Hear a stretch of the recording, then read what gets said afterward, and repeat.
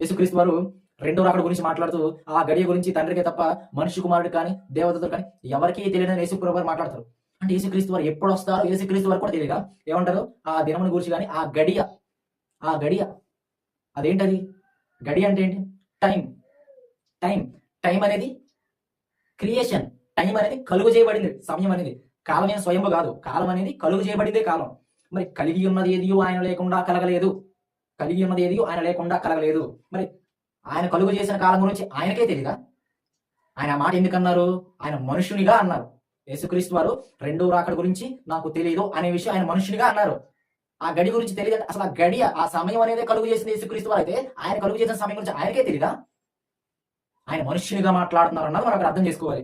మరి అదేంటి? యేసుక్రీస్తు వారు నటిస్తున్నాడా? తెలిసి కూడా తెలియదని చెప్తున్నారా? ఈ ప్రశ్నకి సమాధానం కావాలంటే మరి యేసుక్రీస్తు వారు దేవుడైంది మనిషిగా నటించారనాలి. అట్లా అనరాదు. ఆయన మన రక్షణార్థమై శరీరాలుగా ధరించుకొని వచ్చారు. అర్థమైందా? అది విషయం.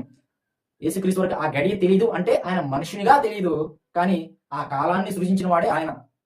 1:8 ప్రకటన. వర్తమాన భూత భవిష్యత్ కాలంలో ఉండేవాడు నేనే. భవిష్యత్ కాలంలో ఉండేవాడు కూడా ఆయన అంటే మరి ఇక్కడ తెలియదని ఎందుకు మాట్లాడుతున్నాడు? ఇక్కడ మానవ కోణంలో మాట్లాడుతున్నాడు, అక్కడ దైవ కోణంలో మాట్లాడుతున్నాడు. ఆయన సంపూర్ణ మానవుడు, ఆయన సంపూర్ణ దేవుడు.